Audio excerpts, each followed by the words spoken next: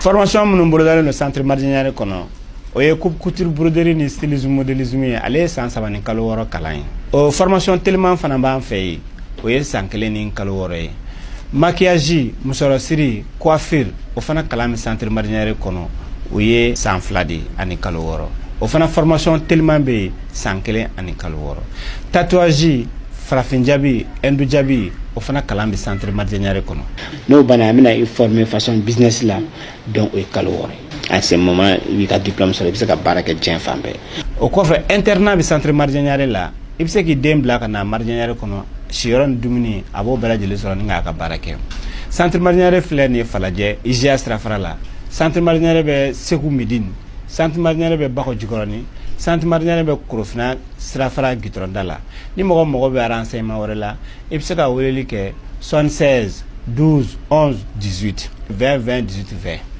ou bien i bɛ weleli kɛ 76 22 01 04 bi ye kari ye mɛ kalo tile 25 san 2025 aw minnu sɔgɔlen bɛ aw ka jabaraniso la nin wagati in na an ka foli bɛ aw bɛɛ lajɛlen ka kɛɲɛ ni aw ka wagatiw cogoya ye an bɛ aw ladɔnniya ko nin ye aw ka kunnafoni wagati selen ye bakuruba kunnafoniw na an ka lakana minisiri ni o ye Sadio Kamara ye ale ye taama min boloda Kidalikaw fɛ an da bɛna don o la fo ka taga se Mali ni Allemagne ka bolodi ɲɔgɔn ma dɔ bɛ se ka fara o kan cogoya min na lasigi min kɛra an da bɛna don o ni a ɲɔgɔnna caman na kɔkan kunnafoniw olu bɛna lase aw ma aw bisimila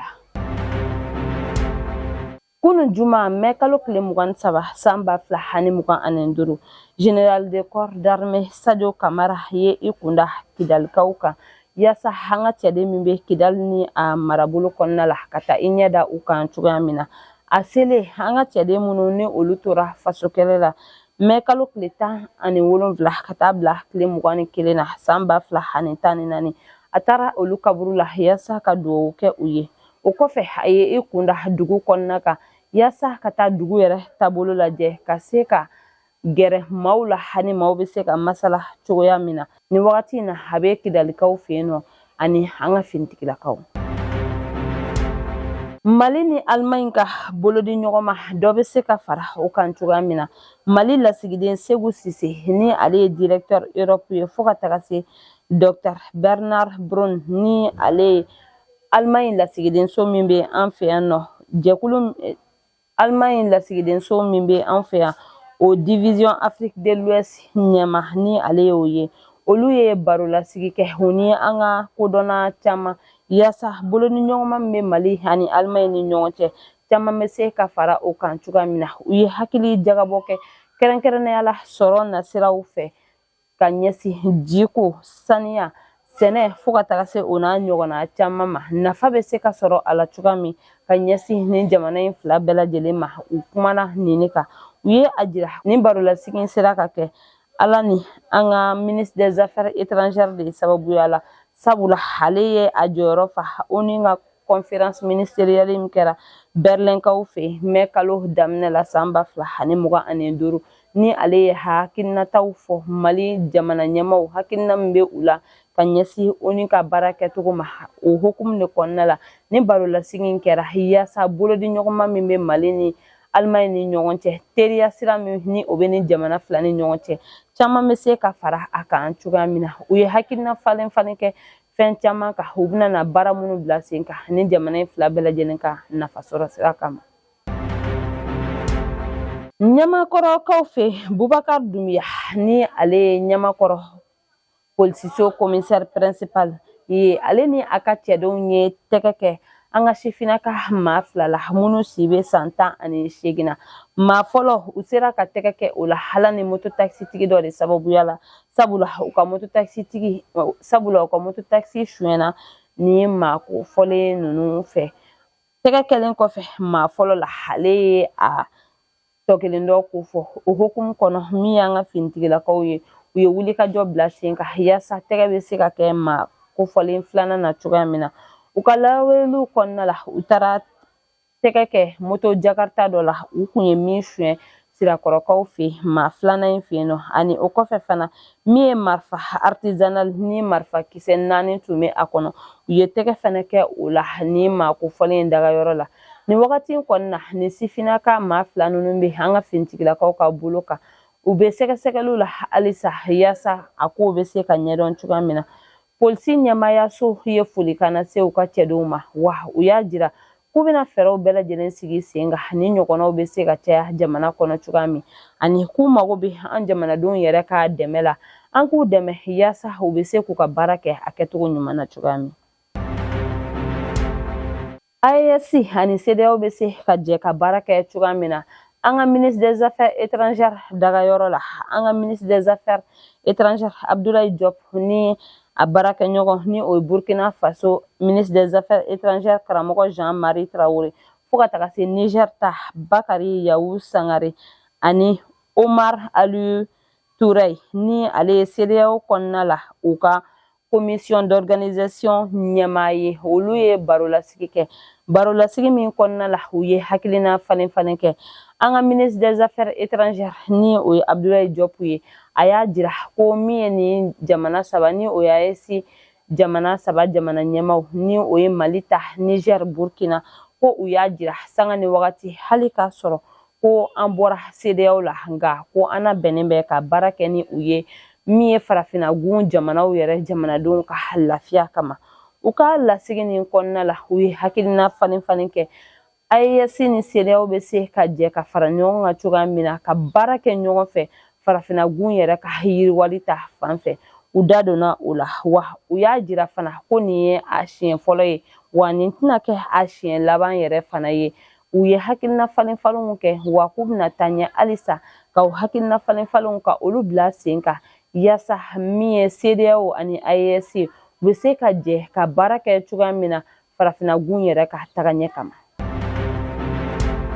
ka kɛɲɛ ni Ameriki jamana ɲɛmaw ye sariya kura min ta sanni feere hukumu kɔnɔ ni o ye ka taxe douanière ko o sigi an ka jagokɛlaw kan taratadon mɛ kalo tile 20 san 2025 min ye Chine lasigiden min bɛ anw fɛ an ka ban Maliba kɔnɔ ni o ye Chen Ziyong ye ale ni a ka conseil économique Yu Weiya olu ye barolasigi kɛ barolasigi min kɛnɛ kan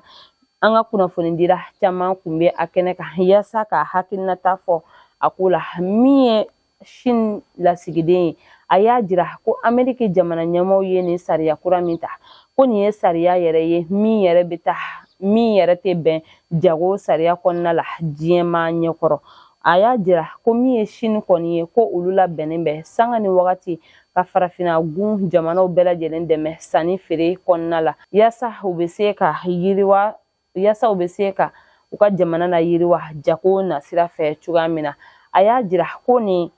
hakilina min bɔra Ameriki jamana ɲɛmaw yɔrɔ ko nin bɛna na kɔlɔlɔba de lase farafina gun jamana caman kan sabula a bɛna na u bali ka yiriwa jago na sira fɛ ko nin hakilina min talen filɛ fɛɛrɛ ka ɲini a la n'o tɛ a kɔlɔlɔ ka bon kosɛbɛ a y'a jira ko Chine bɛ i seko ni damayira la yasa an bɛ se ka lafiya sɔrɔ cogoya min na ko wa ko Chine na taa ɲɛ halisa k'i bolo di farafina gun jamana bɛɛ lajɛlen ma yasa an bɛ se ka yiriwa cogoya min na wa baarakɛbaliya yɛrɛ o bɛ se ka kɛlɛ ka bɔ farafina gun jamana bɛɛ lajɛlen kɔnɔ cogoya min na fɔɲɔgɔnkɔ min tɛmɛna Centre national des œuvres universitaires Senu Maaw ani cabinet Ling consultance Leng Sazu ni ɲɔgɔn cɛ arabadon avril kalo tile 30 san 2025 ni cabinet maaw ye wele bila comité de règlement des différends de l'autorité de règlement des marchés publics et des délégations de services publics yi maaw ma yasa ka damakasi sɛbɛn don ni o ye ko Senu Maaw kun ye welewelema kɛ baarako la jamana ka baarako dɔ la ni olu ka sɛbɛnfura don k'u ka sɛbɛnfura bɔra a la Senu Maaw fɛ ka sababuya kɛ ko u ye maa min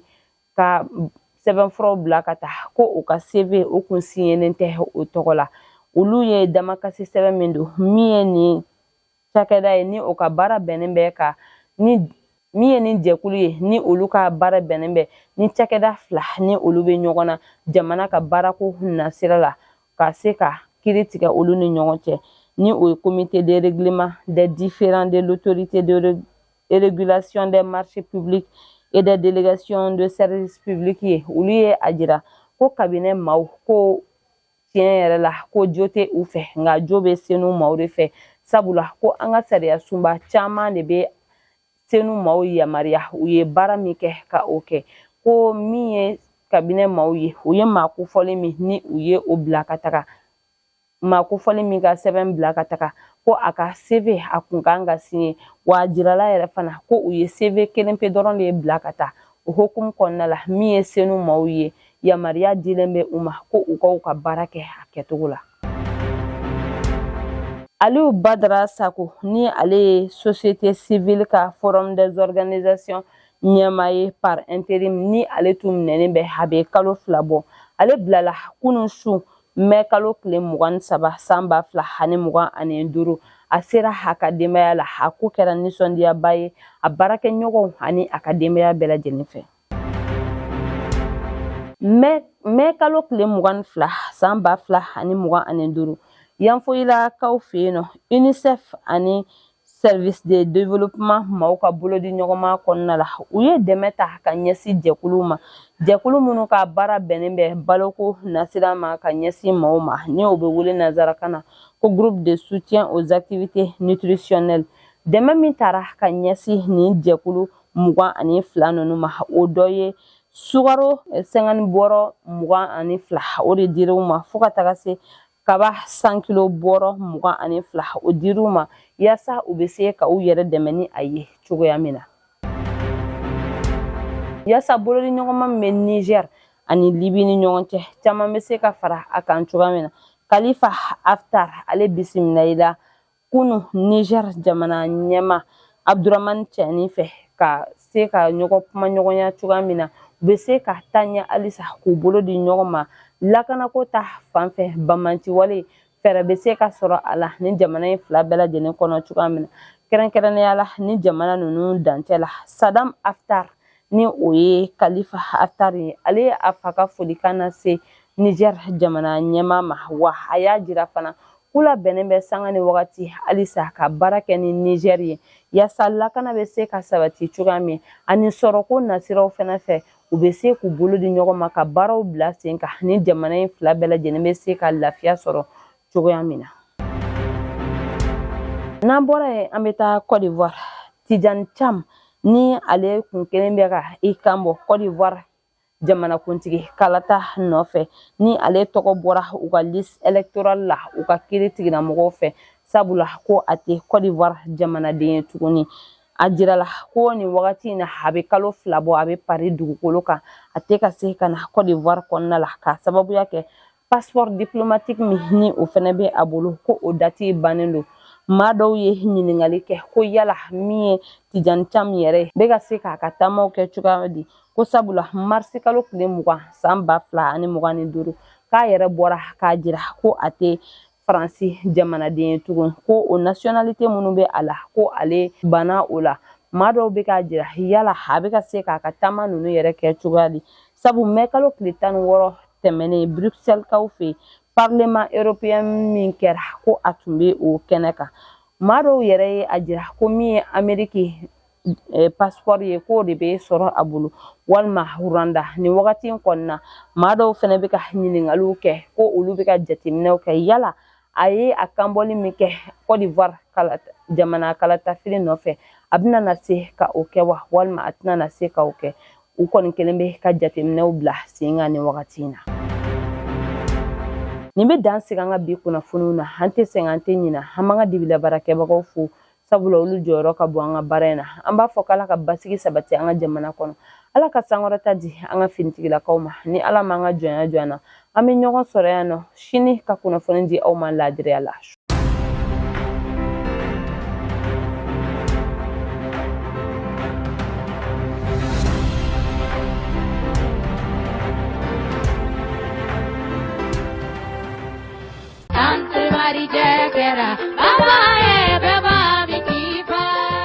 Formation minnu bolodalen no centre marginal kɔnɔ